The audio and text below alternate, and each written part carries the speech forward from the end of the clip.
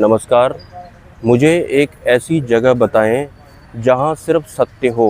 Please मुझे एक ऐसा आश्रम बताएं जहां झूठ हो। उस जगह पर या फिर उस आश्रम पर या फिर ऐसे लोगों के बीच में मैं बिल्कुल भी नहीं रहना चाहता हूं, क्योंकि मैंने आज तक किसी का भी कोई बुरा नहीं किया। मेरे से मेरे लोगों ने जो भी मांगा या भी जिस भी तरह की हेल्प मांगी मैं उन्हें देते गया, लेकिन हेल्प करने के बाद भी उन लोगों की नीयत में ज़रा भी बदलाव नहीं आया। वो लोग हमेशा यही चाहते रहे या फिर मेरे बारे में सोचते रहे कि इसका सब कुछ ही अगर ख़त्म हो जाए तो ठीक है। यहाँ तक कि मैंने अपनी जायदाद, अपनी संपत्ति भी उन लोगों को दे दी, लेकिन तब भी वो लोग खुश नहीं हैं और अभी भी वो लोग मेरी बुराई ही करते हैं, मुझे नुकसान पहुँचाना चाहते हैं। तो मैं इस तरह के झूठे लोगों से परेशान हो गया हूँ। तो कृपया प्लीज़ मुझे एक ऐसा आश्रम या फिर एक ऐसा स्थान बताइए जहाँ पर सिर्फ सत्य हो। और अगर उस स्थान पर, उस आश्रम पर भी ऐसे ही धोखेबाज या फिर एहसान फरामोश किस्म के इंसान हुए तो मैं एडजस्ट नहीं कर पाऊँगा, क्योंकि बहुत लंबे समय से मैं ये देख रहा हूँ जिसका मैं भला करता हूँ वही मेरी बुराई करने लगता है। ये सब देख करके मेरा इस दुनिया से मन उब गया है। ये जो लाइन मैंने ऐड की है, ये एक महानुभाव ने मुझे कमेंट किया था। उन्होंने अपने बारे में मुझे ये सब बताया था और ये कहानी लगभग हर एक उस शरीफ ईमानदार इंसान की होती है जिसको कि उसके खुद के अपनों द्वारा ही प्रताड़ित किया गया होता है या फिर धोखा दिया गया होता है। लेकिन जैसा कि आप लोग जानते हैं, जो ईमानदार लोग होते हैं, जो शरीफ लोग होते हैं, उनके साथ भले ही कोई कितना भी धोखा कर ले, कितना भी उनके साथ बुरा कर ले, वो बुरे कभी भी नहीं बनते हैं। वो किसी को कभी भी धोखा देने वाले नहीं बनते हैं। लेकिन उन्हें लगता है कि जो लोग हमारे साथ बुरा कर रहे हैं वो एक दिन समझदार हो जाएंगे, मतलब वो बुरा नहीं करेंगे, लेकिन ऐसा भी नहीं होता है। एट द एंड ऐसे ईमानदार या फिर शरीफ लोग काफ़ी हताश हो जाते हैं।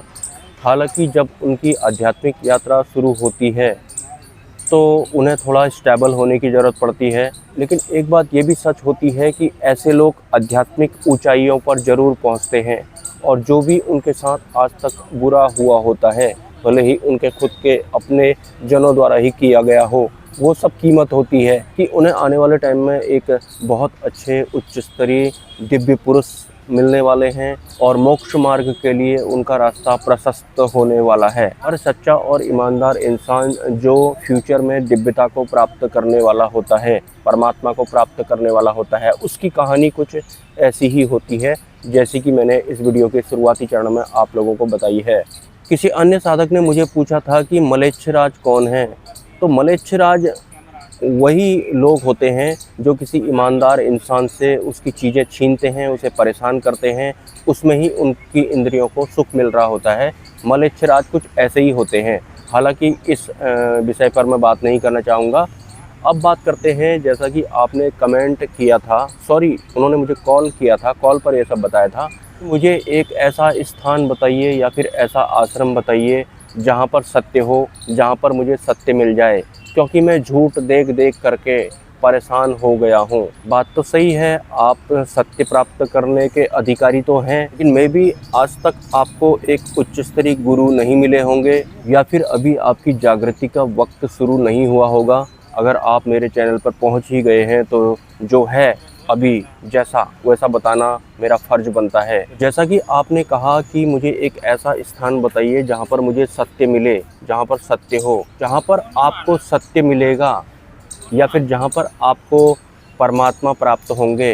वो स्थान वास्तव में आपके भीतर है और हमें उस तक ही पहुँचना होता है। वो हमारा आत्मस्वरूप होता है, वही सत्य होता है और वो हम सब के भीतर होता है। हम अगर किसी आश्रम में जाते हैं या फिर किसी गुरु के प्रवचन सुनते हैं तो फिर उनको सुनने का या फिर उस आश्रम में जाने का हमारा ध्येय या फिर संकल्प या फिर मकसद भी यही होता है कि हमें सत्य मिल जाए। सत्य कौन सा वाला? कि हम अपने आप तक पहुंच जाएं, क्योंकि हमारे भीतर सत्य है, परमात्मा है, वहीं तक हमें पहुंचना होता है। वही एक स्थान होता है जहाँ पर सत्य प्राप्त होता है। बाकी बाहर जो भी हम सत्य ढूंढ रहे होते हैं वो सब तो आधार हो सकते हैं या फिर वो साधन मात्र हो सकते हैं। जैसे कि मैंने बताया कि एक निःशुल्क आश्रम है जहाँ पर जाकर के लोग साधना कर सकते हैं आत्म जागृति के लिए, आत्म कल्याण के लिए। वो आत्म कल्याण, आत्म जागृति भी वही वाला सत्य है जो हमारे भीतर है। जिस तक हमें पहुँचना है वहाँ तक पहुँचते ही हमारा कल्याण हो जाता है, स्टैम्प वाला। वैसे फिजिकली आप अपने आप को सुरक्षित करने के लिए या फिर आपकी शुरुआत के लिए आध्यात्मिक जीवन में कदम रखने के लिए आप ऐसे आश्रम पर जा सकते हैं। जिस आश्रम के विषय में मैंने वीडियोज़ बनाए हैं, ऐसे आश्रम अवेलेबल हैं जहां पूरी ज़िंदगी आप रह सकते हैं, साधना कर सकते हैं। वहां पर आपको खाना पीना वगैरह सब मुफ्त मिलता है, क्योंकि वो खुद एक साधक द्वारा ही बनाया गया है, सच्चे साधकों के लिए। लेकिन वास्तव में वहाँ जाने का भी एक ही मकसद होता है हमारा, कि हमें सत्य तक पहुँचना है। सत्य तक पहुँचना है मतलब अपने आप तक पहुँचना है। सत्य सिर्फ हमारे भीतर होता है। हमारे भीतर वाले सत्य से जैसे ही हम मिल जाते हैं तो फिर वो प्रकट हो जाता है, उसके बाद वो एक्सप्लोर हो जाता है सब जगह, फिर काया ही पलट जाती है। लेकिन अपने आप तक पहुंचने के लिए हमारे आध्यात्मिक जीवन में एक उच्च स्तरीय गुरु भी होने चाहिए, और वो पहले से ही आत्म स्थिर होने चाहिए, जिनके मार्गदर्शन से हम अपने आप तक मतलब सत्य तक पहुंच जाएं। भले ही हम घर पर रह करके ध्यान करते हों, या फिर हम किसी आश्रम में रह करके ध्यान साधना करते हों, या फिर आत्म मंथन करते हों।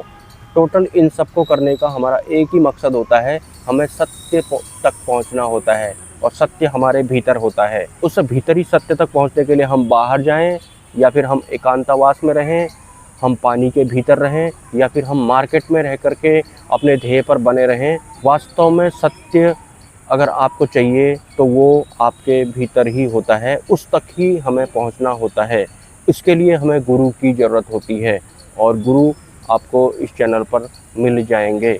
लेकिन इसके लिए आपको मुझे व्हाट्सएप करना पड़ेगा। और मैं आप लोगों से कहना चाहता हूँ, जिन भी लोगों के साथ में बुरा किया गया है, उनकी संपत्ति छीनी गई है, या फिर किसी भी तरह से उनका अहित किया गया है, उनके ही अपनों के द्वारा या फिर पड़ोसियों के द्वारा या फिर किसी अन्य के द्वारा, उन सबको आपको माफ़ कर देना है। अगर आप उनको माफ़ नहीं करेंगे तो आप बदे बदे से रहेंगे, और आप में और उनमें फिर फ़र्क ही क्या रह गया। फिर तो बदले की भावना जैसी आ जाती है। बदले की भावना के साथ आप साधना नहीं कर पाएंगे। तो आपको बड़ा बनना है, आपको उनको माफ़ कर देना है, भले ही आप उनको मलेच्छराज वाली प्रजाति समझ करके ही माफ़ क्यों ना करें। और जैसा कि मैंने आपको बताया कि जो भी आपके साथ में आज तक हुआ था वो सब कीमत थी, कि आज आपको उच्च स्तरीय अध्यात्म में एंट्री मिल रही है। कुछ लिखना चाहते हैं तो कमेंट कर सकते हैं, और आप मेरी मदद भी कर सकते हैं मेरे UPI ID पर, या फिर मेरे QR कोड पर स्क्रीन पर दिख रहा होगा आपको। तो अभी के लिए इतना ही। Have a nice day. जय स्वामीनारायण।